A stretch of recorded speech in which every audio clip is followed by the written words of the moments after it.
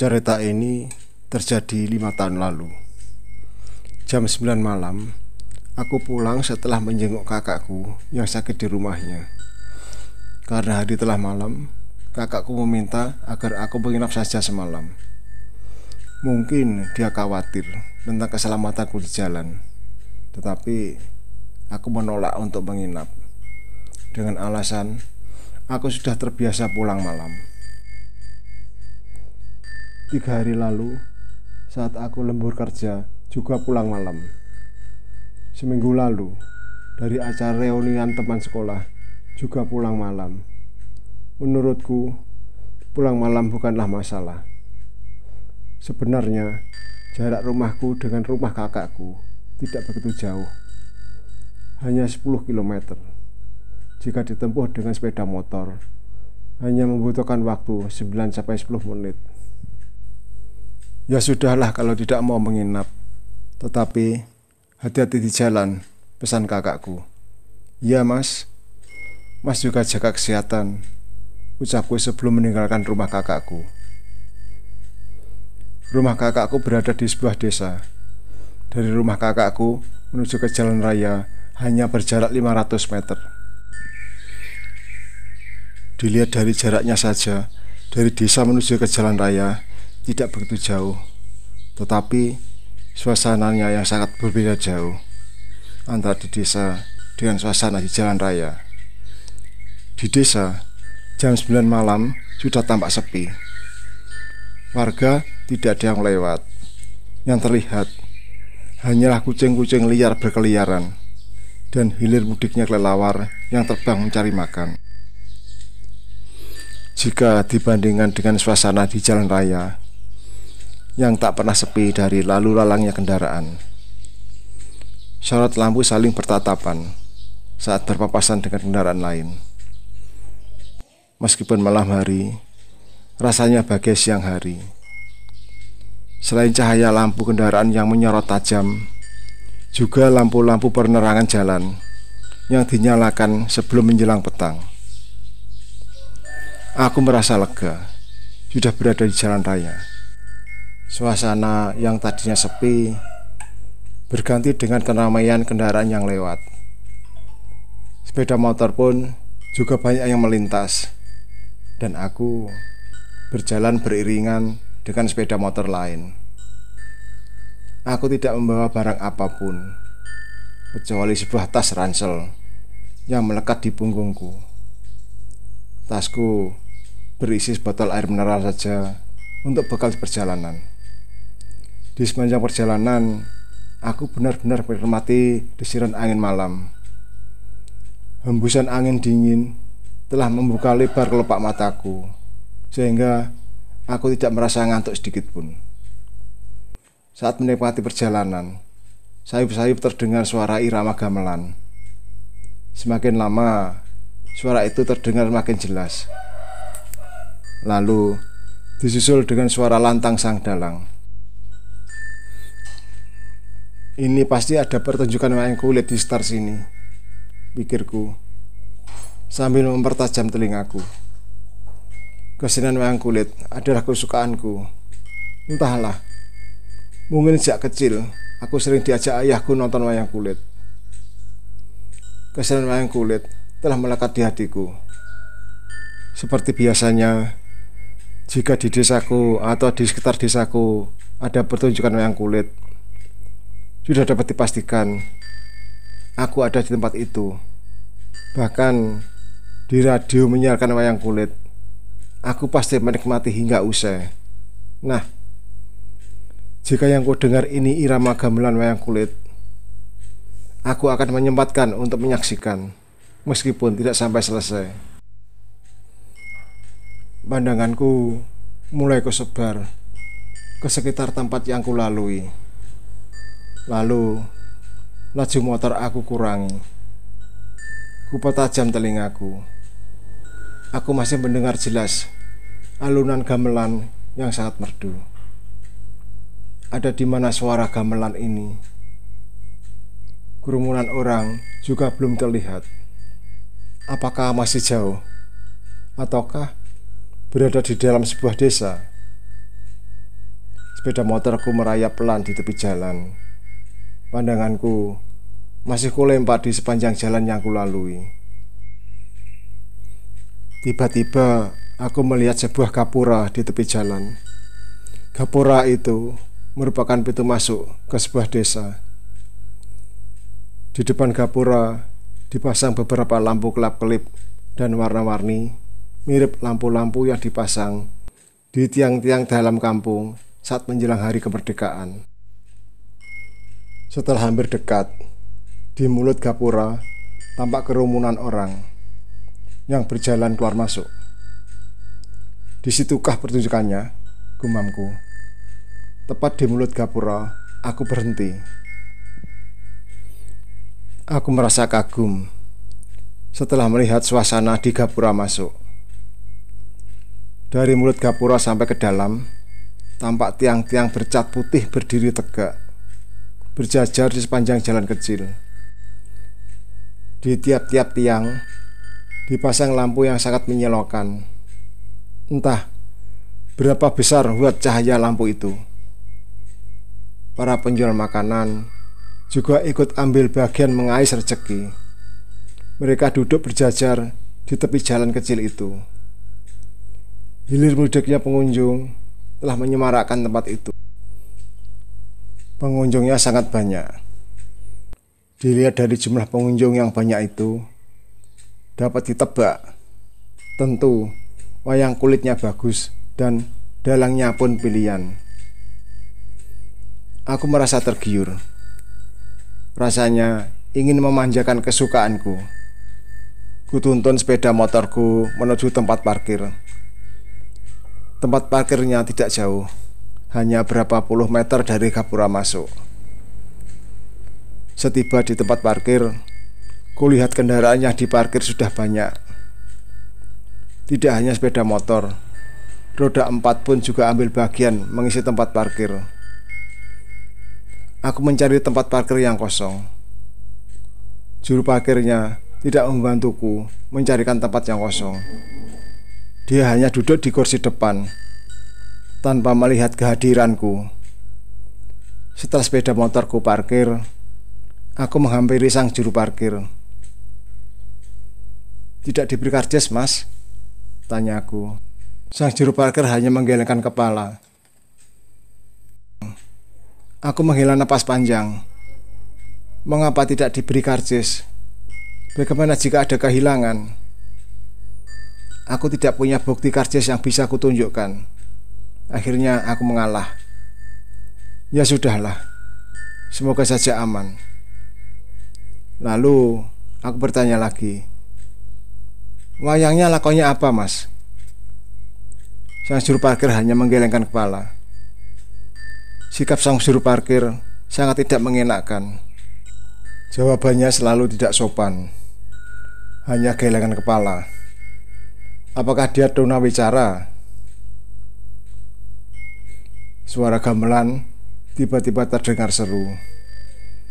Aku segera meninggalkan tempat parkir, menuju ke tempat pertunjukan. Beberapa puluh meter kemudian, tampak sebuah panggung. Panggung berukuran besar dan dipenuhi cahaya lampu. Semua lampu menyorot ke arah panggung. Bentangan kain putih telah memenuhi panjang panggung.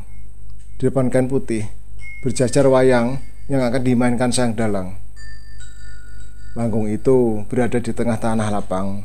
Di sekeliling tanah lapang berjajar pula tiang-tiang listrik permanen yang terbuat dari beton yang kokoh, mirip tiang listrik di tepi jalan raya. Di tiap-tiap tiang terpasang lampu merkuri yang cahayanya putih jernih dan terang benderang. Baru kali ini aku melihat tanah lapang semegah ini. Mungkin tempat ini khusus dibuat untuk pertunjukan. Di panggung sendiri dihiasi lampu warna-warni, mirip panggung konser musik yang ada di kota. Di sekitar panggung dipenuhi penonton. Penontonnya tidak hanya laki-laki, perempuan dan anak-anak ada di tempat itu. Semua penonton tampak tertib. Semua duduk berderet-deret di atas rumput tanpa alas tikar. semua kaki bersila.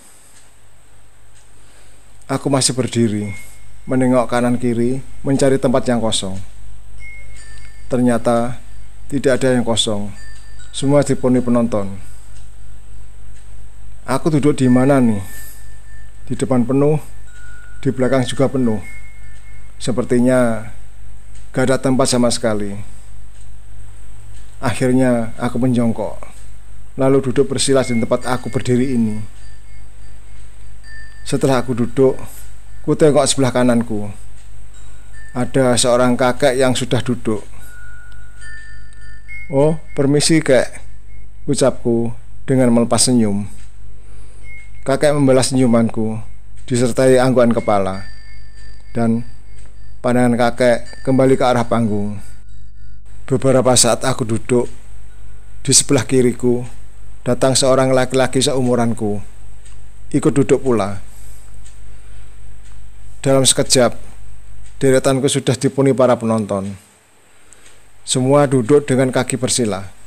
Mungkin duduk dengan kaki bersila sudah tradisi di tempat ini saat menyaksikan pertunjukan. Benar-benar tertib di tempat ini. Aku hanya menyesuaikan saja. Selama pertunjukan berlangsung, aku tidak melihat penjual makanan berkeliaran. Tidak seperti di tempat lain. Jika ada pertunjukan apapun, banyak penjajah makanan hilir mudik menawarkan dagangannya. Apakah semua penjual makanan disatukan di jalan masuk dekat Gapura tadi? Mungkin sudah aturan di tempat ini. Aku kembali memperhatikan ke arah panggung. Dalangnya sangat mahir memainkan wayang. Suaranya lantang, menggelegar ke semua penjuru. Semua penonton diam, pandangannya ke arah pertunjukan. Tak seorang pun ada yang bercakap-cakap, seolah mereka terhipnotis oleh pertunjukan itu. Beberapa saat kemudian, kakek sebelahku membuka sebuah tas kresek warna hitam, lalu mengambil sebuah bungkusan sambil memandang ke arahku. "Ini untuk kamu," kata kakek, sambil meletakkan bungkusan itu di pahaku. "Oh, ini apa, kek?" tanyaku. "Kacang rebus, makanlah." "Oh, terima kasih, kek," jawabku. Kakek hanya mengangguk. Kacang rebus ini dibungkus kertas bekas berupa contong. Bungkusan ini masih terasa hangat. Mungkin tadi membeli di depan. Saat aku berjalan ke sini tadi, melihat penjual kacang rebus. Kacangnya tampak masih hangat. Setumpuk kacang ditaruh di tempayan. Kacang itu berasap karena di bawahnya terdapat pemanas. Jika ada yang membeli, baru dibungkus seperti ini. Sudut mataku melirik tangan kakek. Ia mengambil sebuah bungkusan lagi. Lalu bungkusan dibuka dan mengambil sebutir. Setelah dikupas kulitnya, lalu dimakan. Sambil mengunyah, kakek menoleh ke arahku. "Ayo, makanlah," suruhnya. "Iya, kek, sebentar lagi," jawabku. Aku belum selera memakannya. Perhatianku masih pada wayang yang dimainkan sang dalang dengan lincahnya. Aku kemudian membuka bungkusan. Ku ambil sebutir kacang yang masih hangat. Oh, kacangnya besar-besar. Tentu bijinya besar pula. Lalu aku mengupas sebutir. Benar dugaanku. Bijinya juga besar. Satu polong kacang berisi 4 biji. Bijinya bulat, besar, dan padat. Tiba-tiba saja aku dikejutkan oleh suara sang dalang yang hampir memecah gendang telinga. Keras dan lantang. Tapi sayang, meskipun keras, aku tidak mengerti yang diucapkan. Apakah bibir sang dalang terlalu dekat dengan mic? Ataukah soundnya yang kurang bagus? Kupasang telingaku dengan tajam. agar ku mengerti ucapan sang dalang. Tetapi tetap tidak jelas. Aku bertanya pada kakek, apakah kakek mendengar jelas ucapan sang dalang? Kakek mengangguk. Jelas? Suara ini jelas didengar? Tanyaku dalam hati. Aku mengusap-usap kedua telingaku. Mungkin telingaku agak terganggu. Setelah telingaku usap, kok masih tetap seperti tadi? Karena penasaran, aku bertanya pada orang di sebelah kiriku. Jawabannya sama, hanya anggukan kepala. Aduh, begini kok jelas? Apa yang jelas? Kuperhatikan lagi ucapan sang dalang. Aduh, kali ini aku geleng-geleng kepala. Suaranya sama sekali tidak jelas. Apalagi ku mengerti. Aku mempertajam telinga. Menggunakan bahasa apa ini? Padahal tokoh wayang yang dimainkan sama dengan yang pernah aku lihat selama ini. Ada Arjuna, Bima, Kresna, dan yang lainnya. Aku benar-benar tidak mengerti dengan bahasa yang diucapkan sang dalang. Aku bertanya pada kakek, ini menggunakan bahasa apa, kek? Kakek hanya tersenyum. Tak sepatah kata pun yang meluncur dari bibirnya. Angin malam mulai terasa menyapu kulit. Udara dingin bagai menusuk tulang. Sekujur tubuhku terasa kedinginan. Jaket kain yang kupakai tak mampu menghangatkan tubuh. Agar rasa dingin ini tidak berlanjut, aku segera mohon diri pada kakek. Lagi pula, percuma berlama-lama di sini. Bahasa sang dalang tak ku mengerti. Aku pulang dulu ya, kek. Udaranya kok semakin dingin. Kakek hanya mengangguk. Sebungkus kacang ini saya bawa pulang ya, kek, untuk oleh-oleh di rumah. Kakek mengangguk lagi. Setelah kacangku masukkan ke dalam tas, aku segera beranjak meninggalkan tempat ini. Aku mengamati penonton lain. Di antara para penonton, hanya aku sajalah yang berjalan meninggalkan tempat ini. Sedangkan penonton lain masih duduk bersila dengan pandangan tertuju pada panggung pertunjukan. Aku berjalan menuju ke tempat parkir. Sebelum memasuki area parkir, aku berhenti sejenak, mencari letak sepeda motorku berada. Maksudku, jika sudah kutemukan, aku tinggal mengambil dan segera meninggalkan tempat ini. Tadi kendaraan yang diparkir hanya sebatas area parkir saja, tapi sekarang makin bertambah banyak, bahkan sampai di luar area parkir.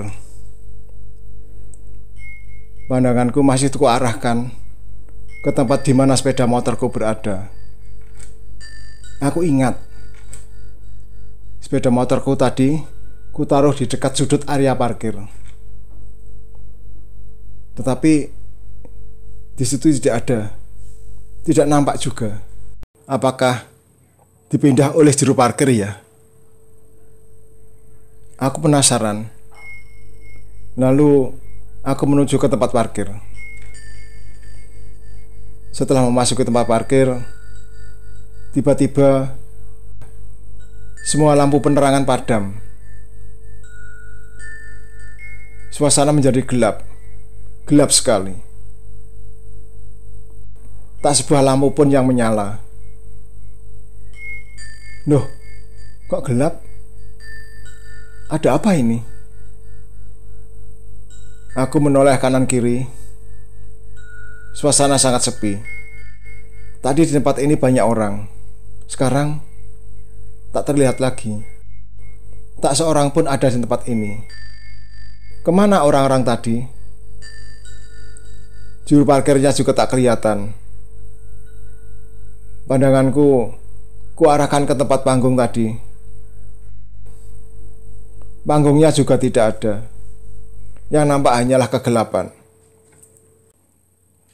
Deretan penonton yang tadi duduk bersila hilang dari pandangan, bak ditelan bumi. Tiang-tiang lampu yang mengelilingi tanah lapang juga tidak tampak. Serpian-serpian cahaya yang kudapatkan hanyalah dari bulan dan bintang di langit. Semua yang tampak hanyalah remang-remang rerumputan yang tumbuh liar di tanah lapang. Jantungku mulai berdetak cepat. Pikiranku bingung.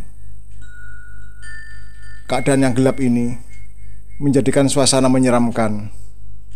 Tak sengaja pandanganku tertuju ke sebuah tempat yang ada di tengah tanah lapang. Aku berteriak kaget. Di tengah tanah lapang itu ternyata sebuah pemakaman yang luas, penuh berserakan batu nisan. Aku segera mencari sepeda motorku. Ya ampun, ternyata bersandar pada sebuah batang pohon bambu yang rindang.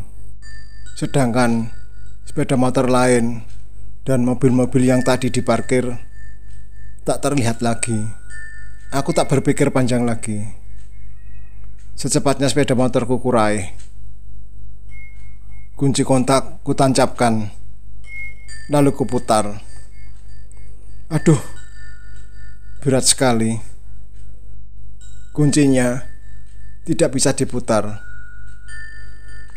Berulang kali aku mencoba, tetapi tetap tidak bisa diputar. Sepertinya ada yang mengganjal di dalam lubang. Bagaimana ini? Tempat ini semakin tampak ngeri. Tubuhku terasa gemetar. Keringat dingin mulai membasahi baju. Aku mencoba memutar sekali lagi. Masih belum bisa. Aku semakin panik.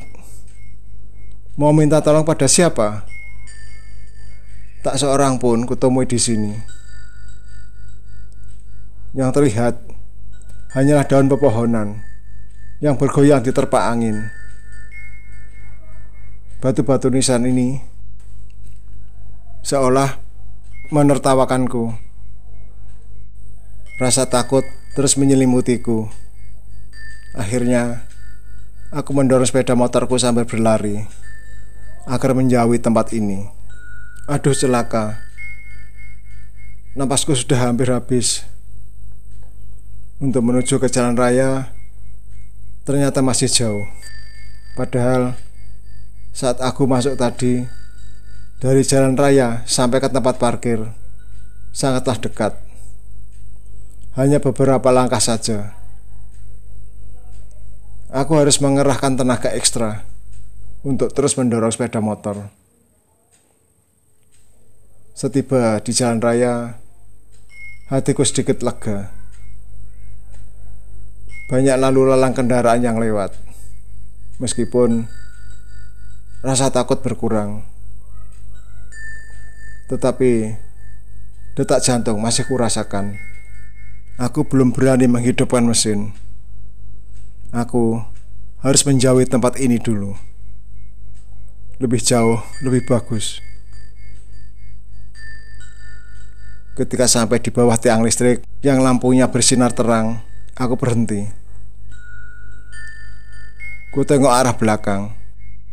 Keberadaanku sudah jauh dari tempat tadi. Aku bernapas lega. Ku periksa kondisi sepeda motorku. Mengapa mesinnya tidak bisa hidup? Apakah kehabisan bahan bakar? Ataukah mesinnya ada yang rusak? Mungkinkah dibuat macet oleh penduduk makam? Tak tahulah. Aku mencoba memutar kunci lagi. Berat sekali. belum bisa diputar. Aku berusaha menenangkan hati. Ambil napas dalam-dalam. Lalu ku buang pelan-pelan. Teori ini ku dapat dari almarhum ayahku dulu. Agar hati bisa tenang, ambillah napas, lalu dibuang pelan. Setelah hatiku tenang, ku periksa kuncinya. Astaga, ternyata salah kunci. Yang kumasukkan adalah kunci pintu rumah. Pantas tak bisa diputar. Ini karena rasa gugup. Ambil kunci saja salah. Ku masukkan kunci kontak. Sekali putar, deru mesin terdengar.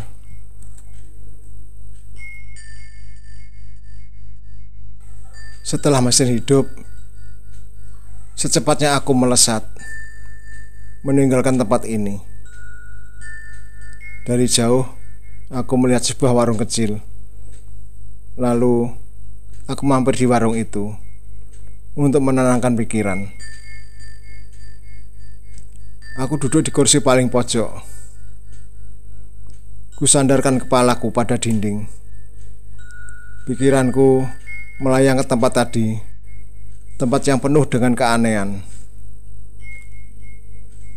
Aku menyalahkan diriku sendiri. Mengapa tadi doa-doaku tak tersirat di pikiranku karena memanjakan keinginan? Doa-doa yang ada tak terbesit lagi.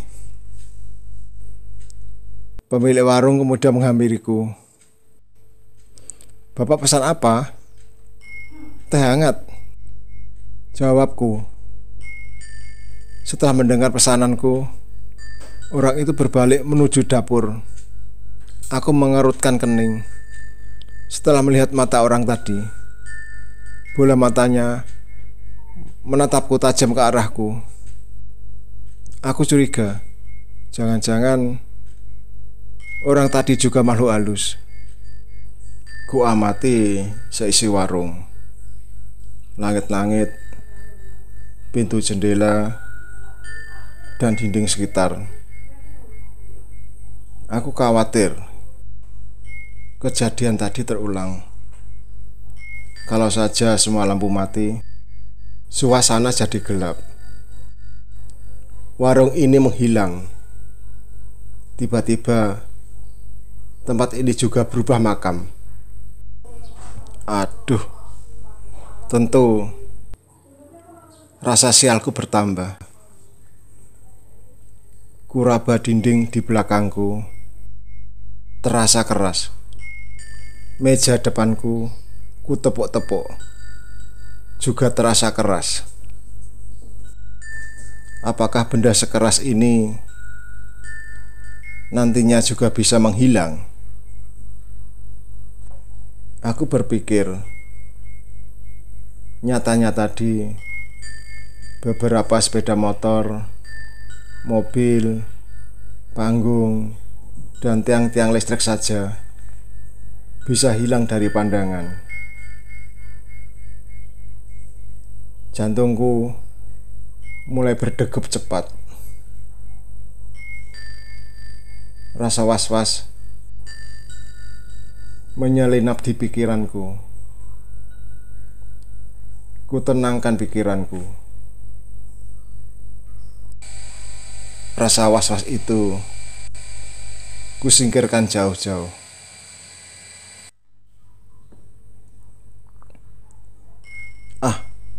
Terserahlah. Aku menghela napas dalam-dalam sambil berdoa dalam hati. Ini air tehnya, Pak. Orang itu menyerahkan segelas air teh. Terima kasih, ucapku. Sama-sama, Pak. Ku tatap mata orang itu. Dia manusia atau bukan? Atau Dia juga makhluk halus. Ada apa, Pak? Tatapan Bapak begitu tajam. Sejak tadi kuperhatikan, Bapak sepertinya ketakutan. Tanya orang itu. Ini benar-benar warung kan? Tanya aku curiga.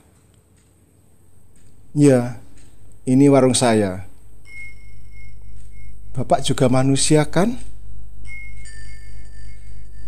Mendengar pertanyaanku terakhir, orang itu mengerutkan kening. Bapak kok tanya begitu? Memangnya ada apa? Mendengar pertanyaan anehku, orang itu kemudian duduk di kursi sebelahku. Sebenarnya ada apa, Pak? Tanyanya ingin tahu. Aku diam, tapi mataku masih menatap orang itu. Orang itu kemudian melepas senyum sambil meletakkan telapak tangan di pundakku. Dengan nada pelan, orang itu berkata, "Saya ini manusia, Pak. Bukan makhluk halus atau hantu."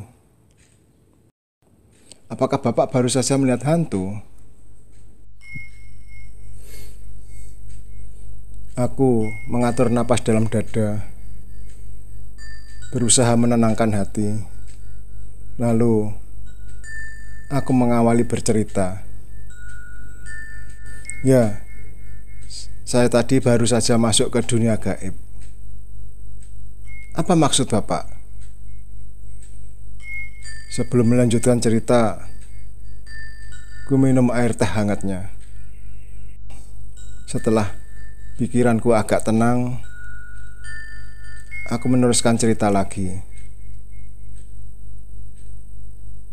Singkat cerita, yang ku alami tadi, ku ceritakan padanya. Hingga aku mampir di warung ini. Oh, Bapak tadi habis menyaksikan wayang kulit di alam gaib. Ya, jawabku singkat. Pantas pulangnya sampai malam begini.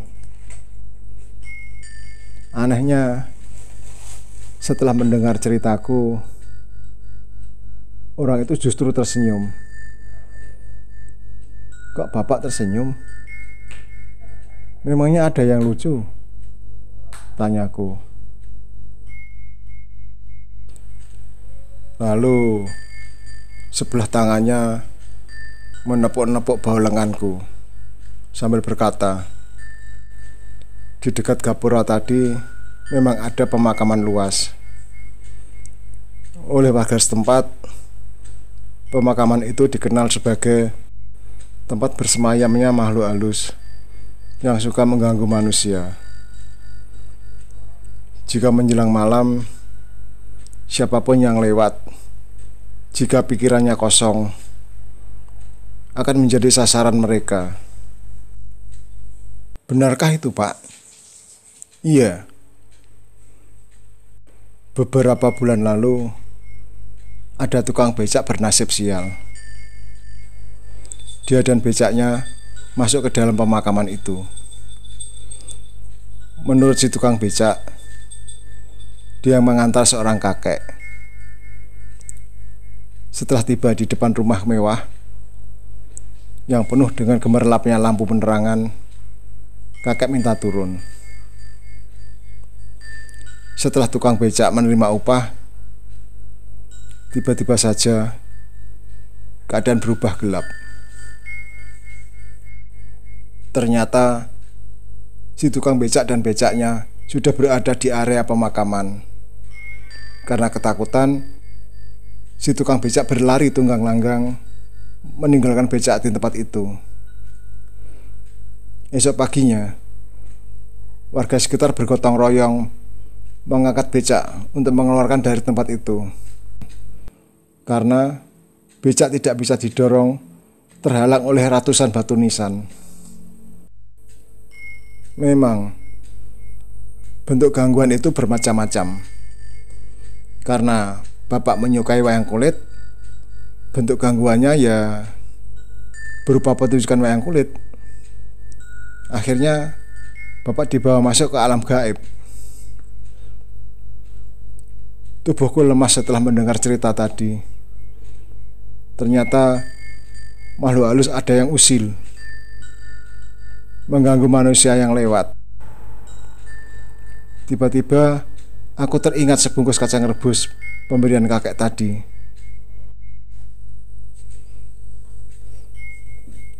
Sebungkus kacang tadi aku keluarkan dari dalam tas. Aku tadi diberi kacang rebus, kataku. Siapa yang memberi?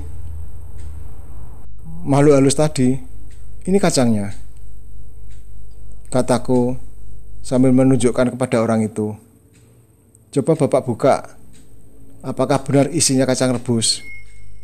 Setelah bungkusan aku buka, astaga, bukan kacang rebus yang kulihat, tapi beberapa butir batu kerikil kecil, ukuran sebesar kacang tanah. Orang itu kaget melihatnya, lalu dipegang dan dipijit-pijit. Keras sekali, sekeras batu kerikil. Saya tadi sudah membuka dan mengamati sebutir. Wujudnya kacang rebus, bukan kerikil seperti ini. Kenapa bisa berubah ya? Aku dan orang itu diam sesaat, mengamati butiran kerikil itu. Bapak tadi sudah memakannya? Belum. Saya belum sempat memakan. Untung Bapak belum memakannya. Jika sudah tertelan dan masuk perut, entahlah apa yang terjadi di dalam perut. Sebutir kerikil saja, jika sudah mengeram di dalam perut, akan menimbulkan penyakit.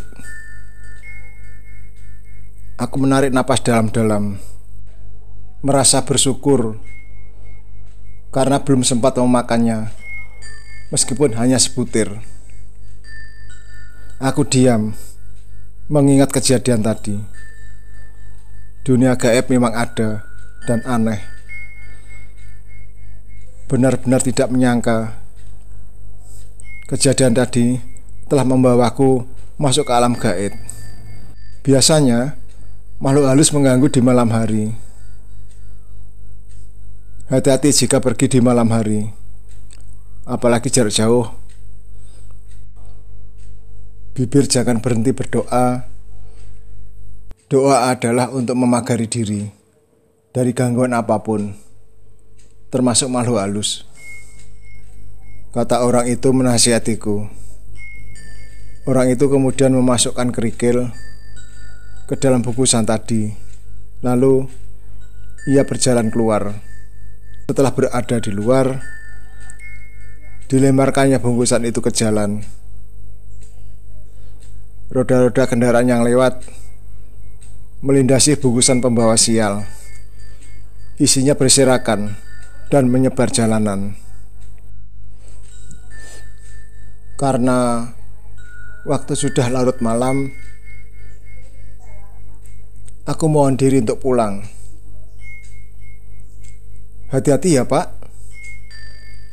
Jangan lupa terus berdoa, kata orang itu mengingatkanku lagi. Ya Pak, terima kasih.